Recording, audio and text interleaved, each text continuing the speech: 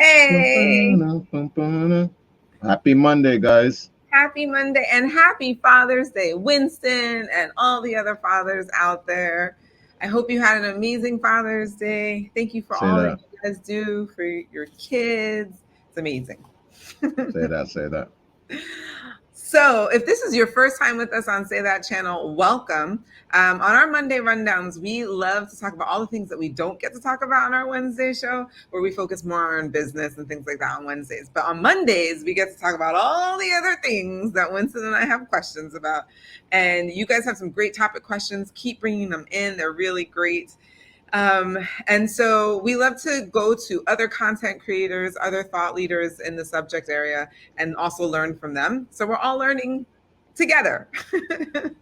And that is one of the Say that. reasons why Say we that. love our Monday rundown. So, what is today's topic? Is it possible to only lose fat in your belly?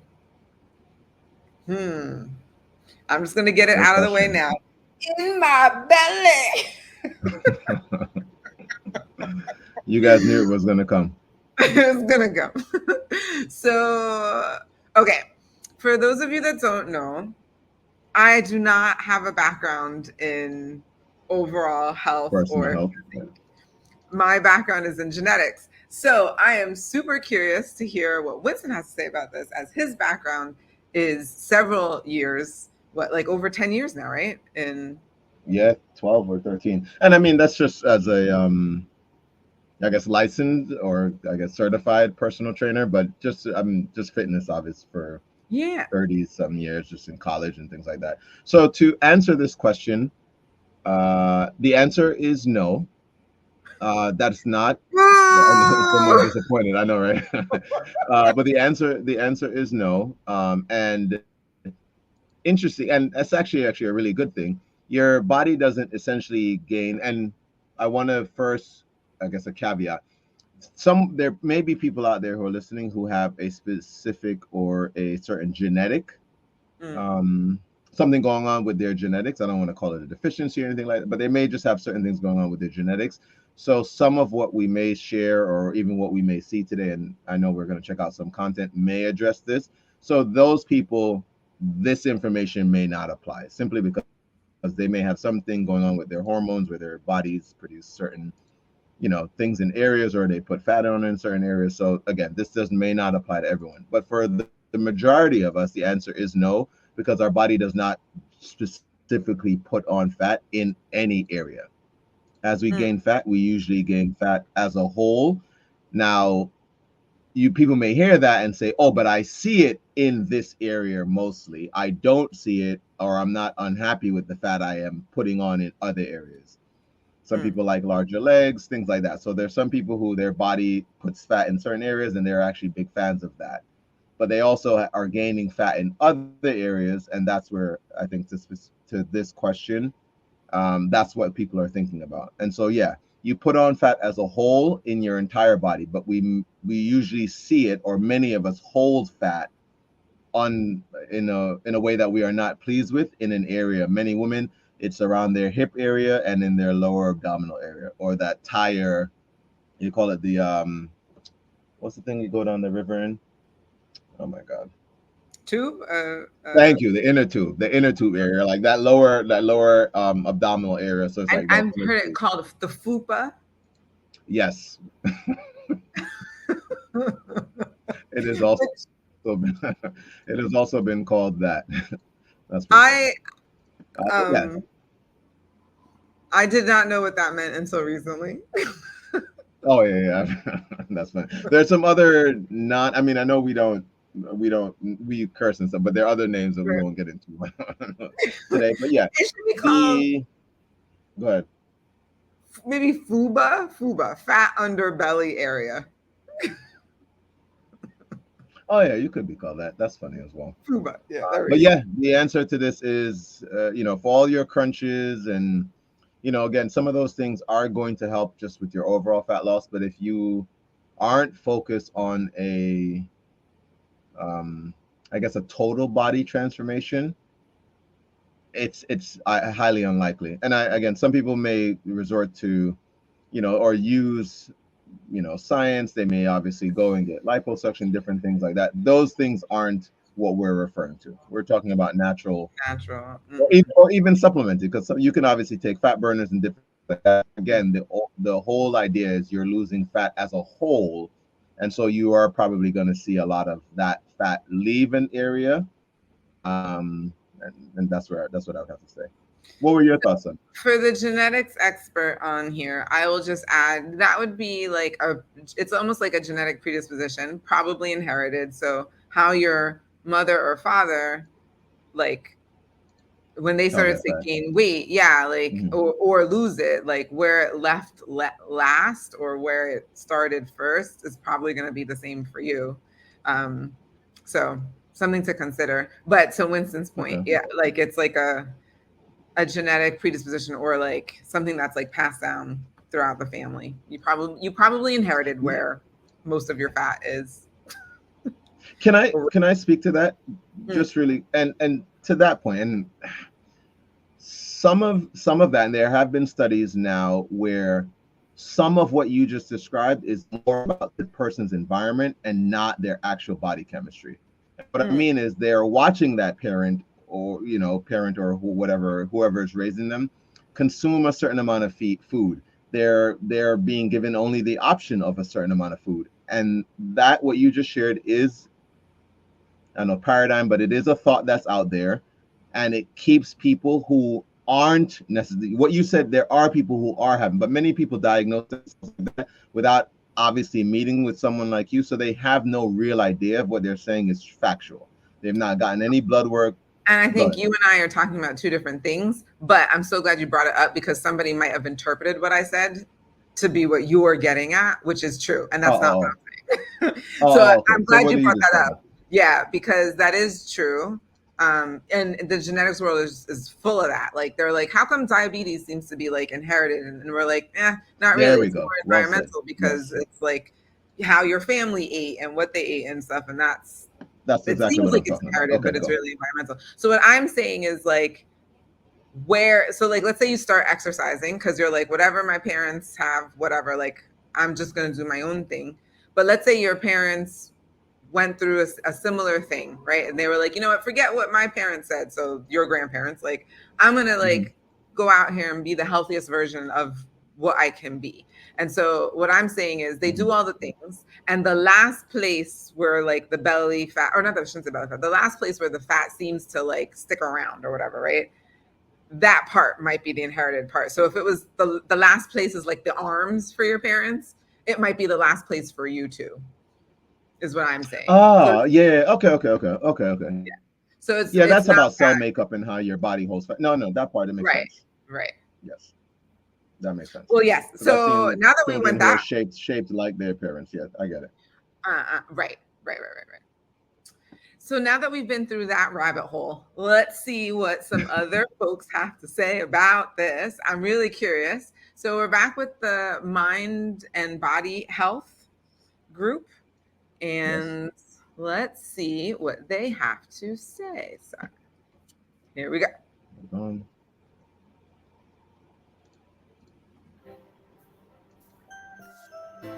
Struggling with stubborn belly fat? You're not alone. Millions of people hit a wall when it comes to losing belly fat. In this video, we'll unlock science-backed secrets to effectively target and shed that stubborn belly fat. I'll provide you with practical, evidence-based strategies you can implement immediately. So if you're ready to achieve a leaner, healthier you, stick around. Not all fat is created equal. The two main types we're concerned with are subcutaneous fat and visceral fat. Subcutaneous fat lies just beneath the skin and is less of a health risk. Visceral fat surrounds vital organs and is linked to serious health problems. When we talk about targeting belly fat, we're focused on reducing visceral fat.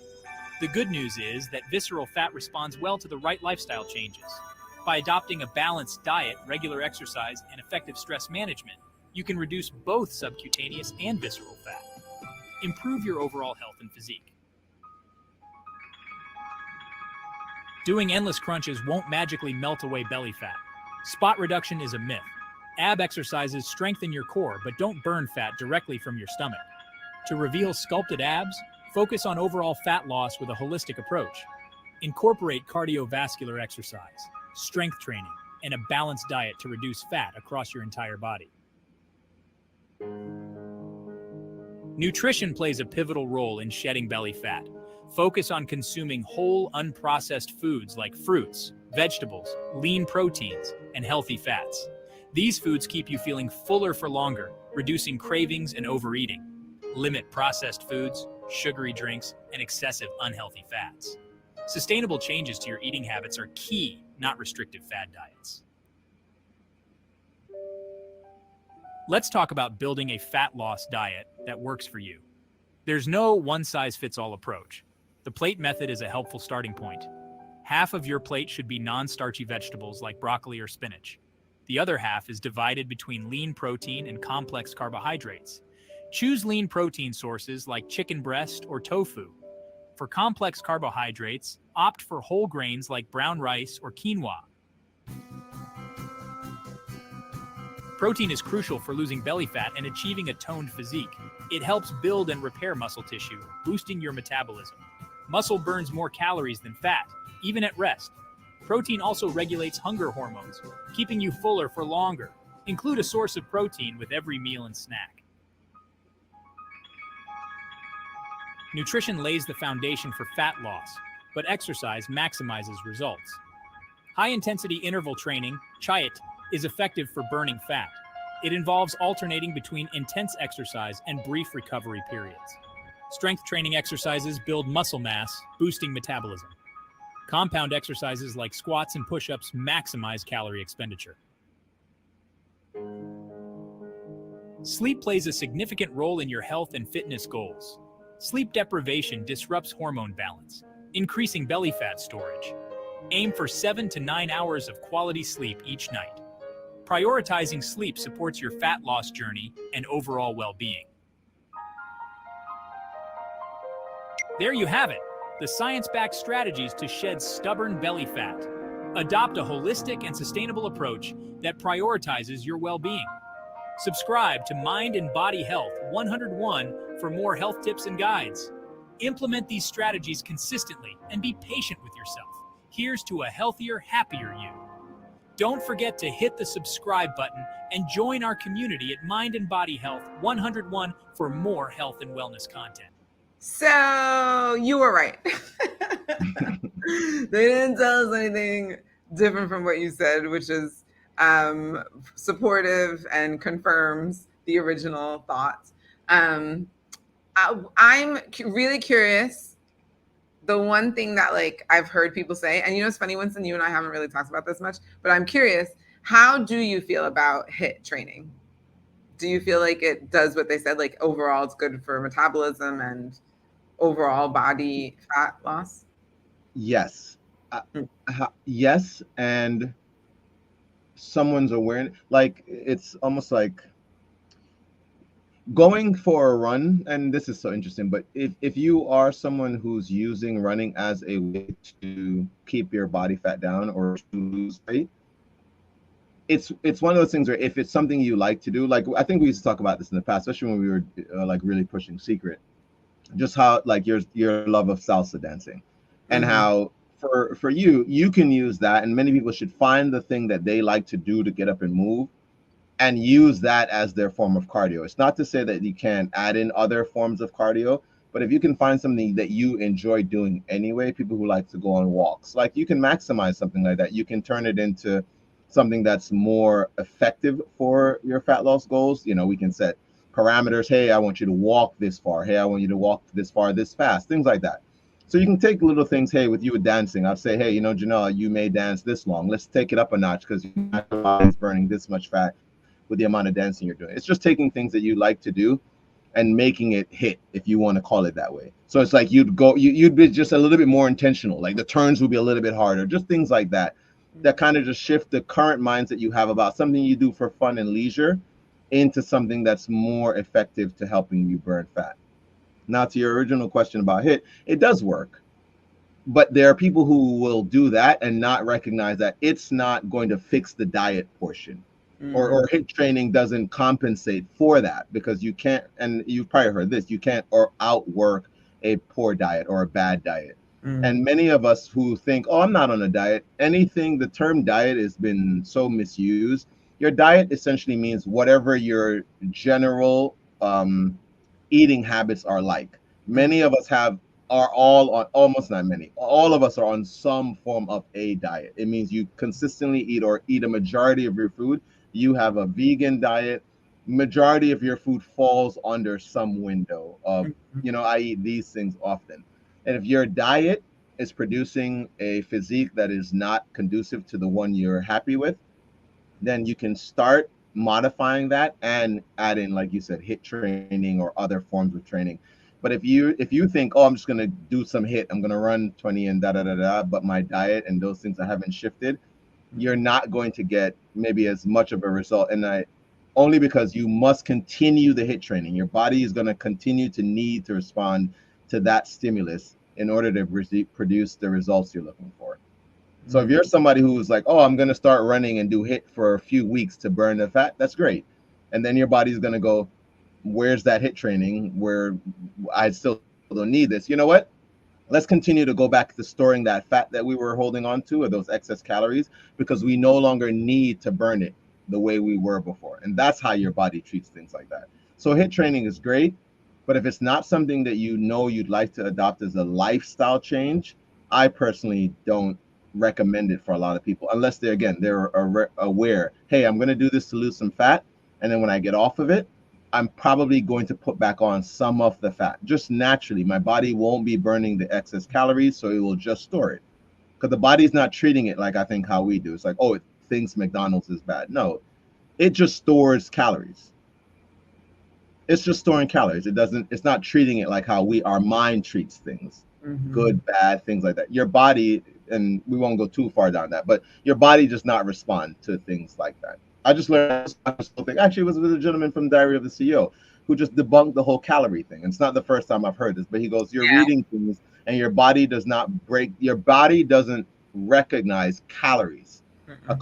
Calorie is a unit of measurement used for energy.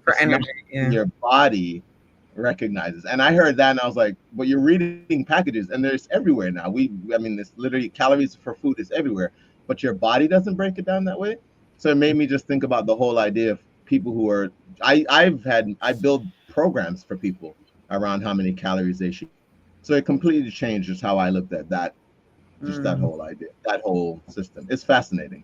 I mean, we do things for years, decades. And then you'll hear some study come on. It's like, oh, it's all been wrong. And it's like, well, how are we getting by when it's been wrong this whole time? Does that make sense to you? Yeah. Well, because I think ultimately, if you're counting calories, you're just like paying more attention to the food that you're consuming, and you were probably starting to eat healthier, more nutrient dense foods anyway. There we go. Yeah. That's the change. But we'll tell ourselves it's the 1,000 calories. It's exactly. And the point I was making about that is the McDonald's statement. You can eat a calorie from that, and it's not the same as, to your point, the other whole richer foods that you could be eating. Yeah, but we get lost in the calorie side of it, Yeah. But this is a great video for nutrient-rich foods that taste good. There are so many of them. They really are. They really are. Great video, though. Awesome. Well, if you got a ton out of this, please let us know in the comments. This is the first time we've done like a nutrition, like physical health type of topic. So this is a lot of fun for us, but let us know if you want to see more of this in the comments. But until next time, as always, remember, you deserve the good life. Say that. Say that. We'll see you guys. Enjoy your week.